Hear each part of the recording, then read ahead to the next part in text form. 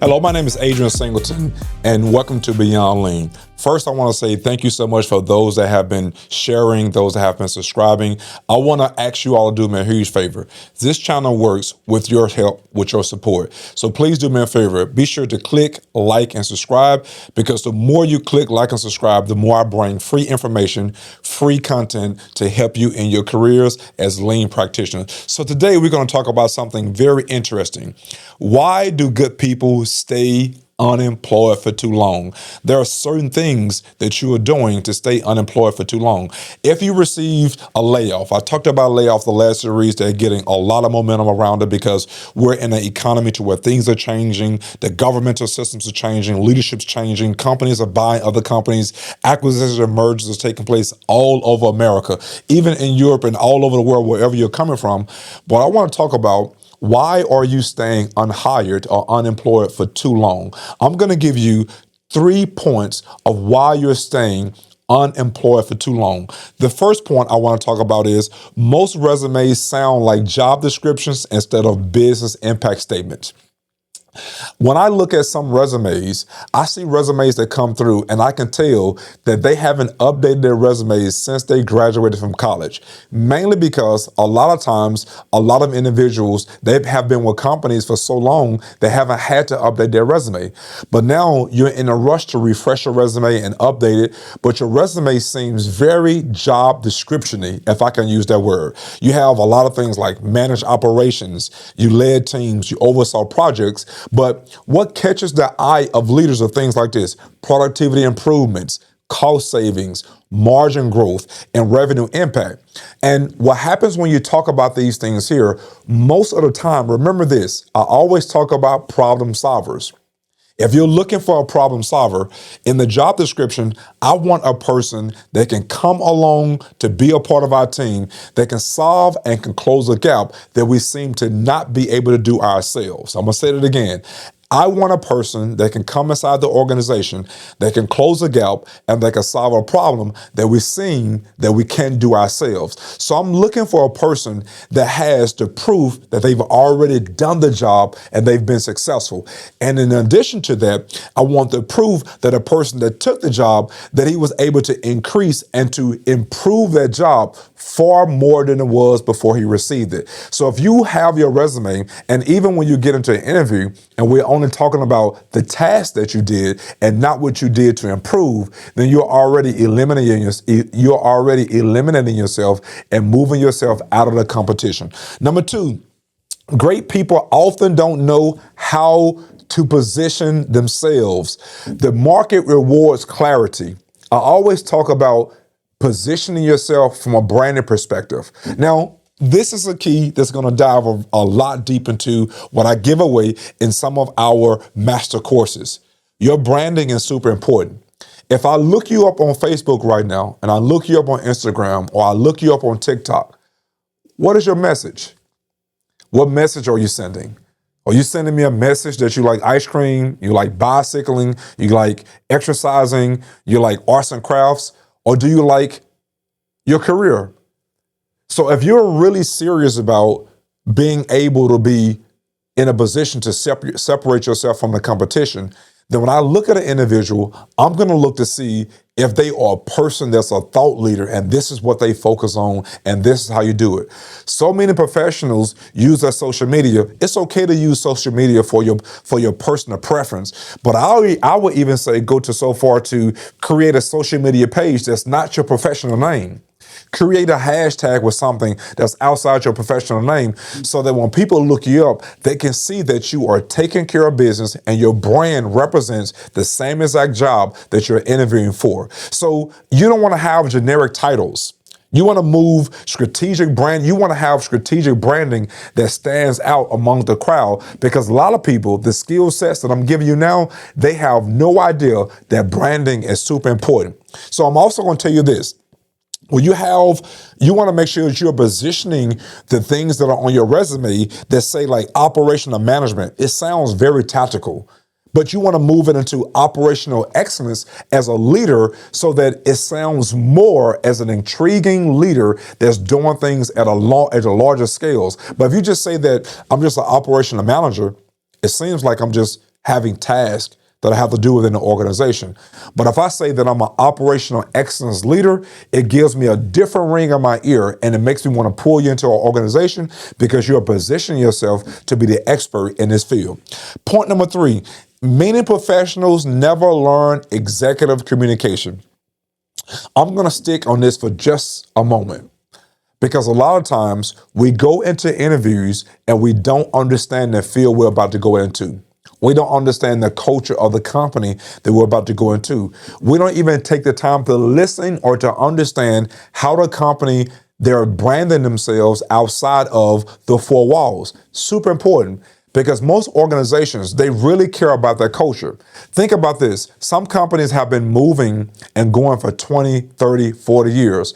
So there is a sound culture of how they communicate with each other, how they believe in their human factor, how they believe in their values, how they believe in promotions. What are they doing in the community and the environment? So if you look up a company that really care about animals and you're not an animal person, then you're already setting yourself up to be outside of the competition, because they're looking for someone that cares about the nature of animals. If they're having bring your pets to work that day, and you don't even like pets, and you come into a conversation and talk about something that's anti where the company is going, you're already moving yourself out of the competition. So you want to make sure that you are a deep study of the company to really understand their culture, their values, their language, and how they communicate with each other. So let's think about this as well. You want to make sure that you understand that talking tools instead of outcomes will always put you in a position to where you're not competitive. Sometimes as a lean practitioner, we could talk about all the tools, but what's most important is how to understand when to apply the tools. So if you know that the company, they're looking for a certain skill set, you should have already done your research and do some critical thinking to think about, out of all the 17 to 20 tools that we have as lean practitioners, what are the tools I'm going to bring to the table to talk about during this interview? And not only what tools am I going to bring to the table, but how do I present these tools and show that I know how to use the tools and monetize the results so that they are sustained within my conversation with the hiring manager. I want to be able to use very good examples. If I were you, I would already think about the examples I had. And the examples I have, I want to make sure that if I'm ever asked about a reference, that the reference I give them remember me working in this example. So think about this for a second. Just imagine you go through an interview process and you are in the top 3. In the top 3, they normally start asking for references. Who are your top 3 references? And they know they had conversations with you 3 or 4 times. And you have given them stories about your success. The references that you want to be able to present are the same individuals that were with you on the journey of the success story you talked about. That's number 1. The tool set that you brought to the story and the results, you want to make sure your reference was a part of the team when they saw you use this tool and you solved the problem and you were able to monetize this. So think about how great this conversation will be. If they call your reference and your reference, they're able to talk to the situation, but from the outside looking in, they're talking about your leadership. They're talking about your communication ability. They're talking about how you're a servant leader. If that's super important for the company, that brings all other stories home. And if they give you a reference, if I were you, I would even prep my reference about what I talked about in the story so they can be prepared to talk to their story. So make sure that you are making yourself look great from a branded perspective so that your story lands this role home. Also, I want to make sure that sometimes people explain activities versus strategy. Sometimes if you talk about activities can happen ad hoc. That means that you can be reactive in situations and activities take place. But executives, we want to hear you talk about a strategy. How did you plan it? How did you execute it? How did you sustain it? How did you keep people rallied around it to keep the excitement around the strategy? Now, in the strategy, there are certain specific activities that you do inside this strategy to keep things going. So don't just talk about activities that we've done, because you can lose an executive if you're talking about activities, because we're trying to find out how did this activity connect to the strategy that you built. And what's this activity a part of the long-term 3 to 5 year plan? So if you're just talking about activities and your stories are not connected, then this is the reason why great people remain unemployed because of this. Also, I want you to talk about this. Executives speak different languages. I remember when I used to sit down and talk about executives and talk with executives, I've always been a really good problem solver, but I was a good problem solver at the plant level. I didn't understand how to speak the same language and translate the same understanding in terms of what an executive understands. An executive talks about growth, they talk about productivity, they talk about profitability, they talk about scalability, and they talk about customer impact. So I had to be able to change up my language and talk about the tools I use. How did it make me profitable? The tools I use, how do they stabilize the process? The tools I use, they solve the business problem that directly impacted the customer. The tools I use, we were able to scale the business to a different level. Once I understood how to talk my Lean Six Sigma lingo into a language that the executive understood, they gave me an opportunity to land the roles really quickly because I separated myself from the competition. I want to give you a bonus. Point number 4, visibility matters more than ever. How are you showing up online? Remember a few episodes ago, I talked about not being absent. You want to be present online. You want to make sure that your voice is being heard as a thought leader. For instance, right now, I'm doing podcasts because I love talking about lean, beyond lean.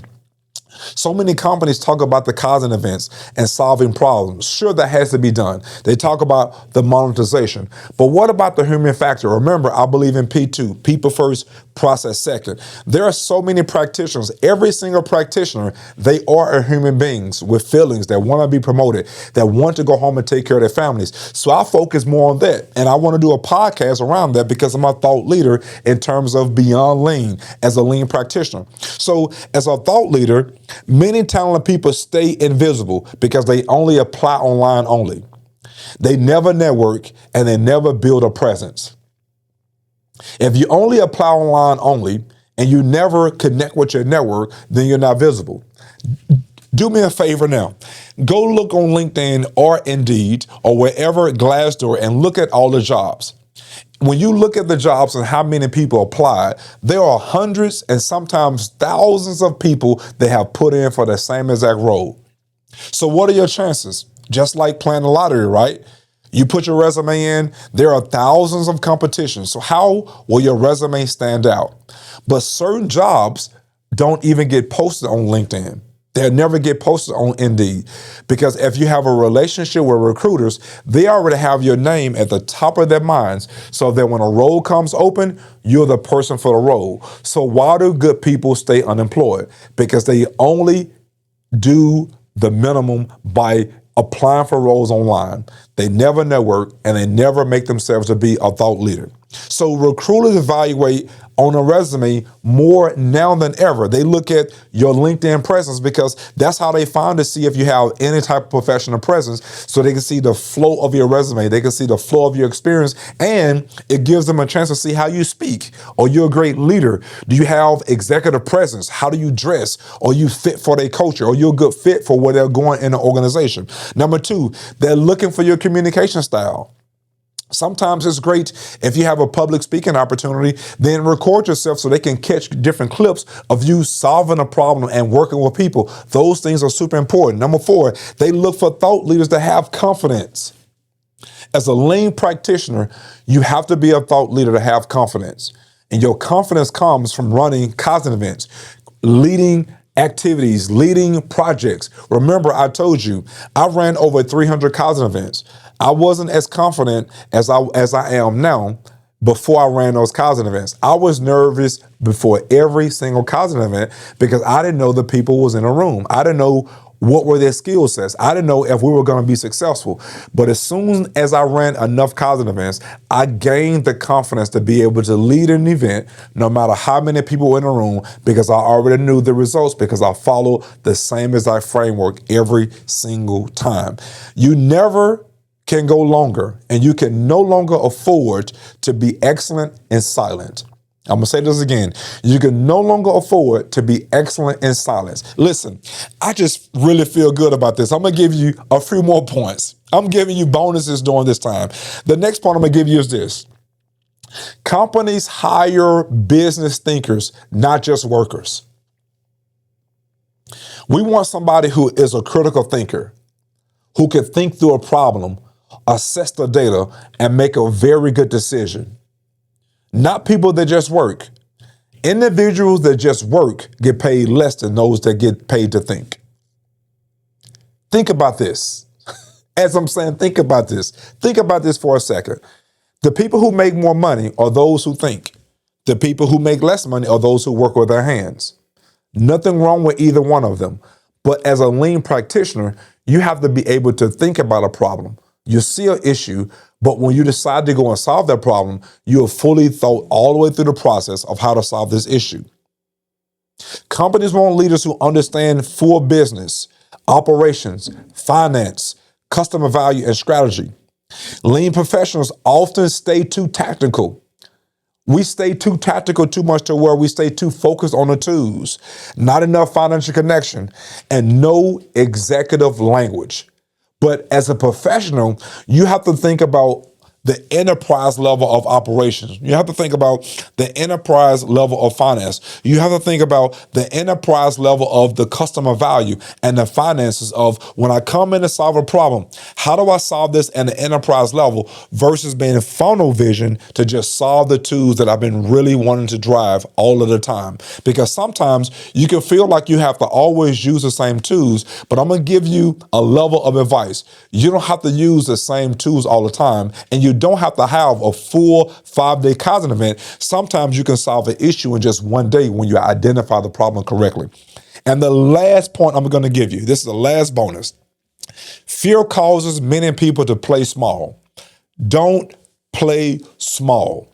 Majority of the time in the interviewing process, remember, you are interviewing a company and you want to make sure that you are talking to people that have very good vision and they're not short-minded. If you work for short-minded leaders that are not thinking 3 to 5 years, then the lean enterprise system that you're building, it will never last because they only have hindsight. They don't have foresight to see that you have to have full-time resources, that you have to add value by adding an investment of time and money to people. You have to move things around. It takes money. And if they're expecting a return on investment really quickly, then they are very short-sighted. So you want to make sure that you're playing at a different level as you're interviewing for different roles, that you're not playing yourself small. Work with someone who has vision.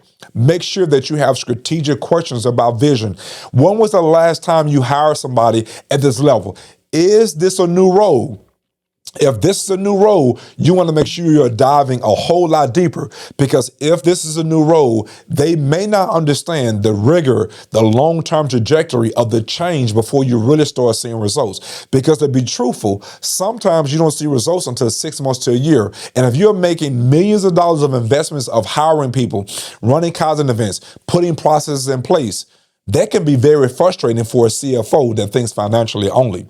But if you have a CFO or a CEO that thinks long-term, they know that it's going to be a short-term loss to have a long-term gain, then those are the companies that you want to work for. So don't take the first thing rolling and short yourself. Think big, play big, don't play small. For fear keeps talented people hidden, but you have a fear of rejection.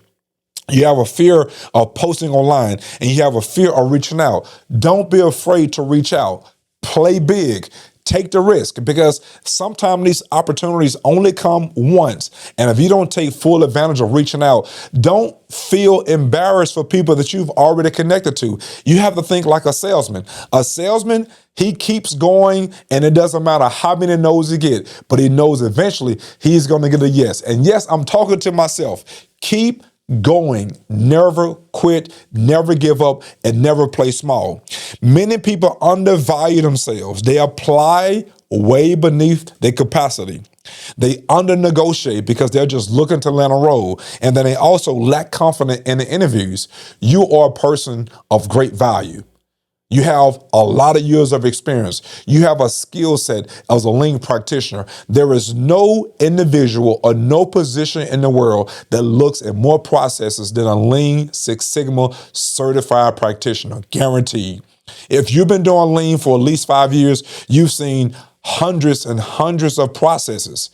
You've mapped out thousands and thousands of processes. You've used so many sticky notes. You've used so many understanding of value stream mapping. So nobody sees as many processes as you. And I'm going to give you another level of confidence. There are not a lot of people that solve as many different business problems as you. So listen, don't short circuit yourself. Don't play small. This is the reason why many good people stay employed for way too long. My name is Adrian Singleton. Thank you for joining me in Beyond Lean.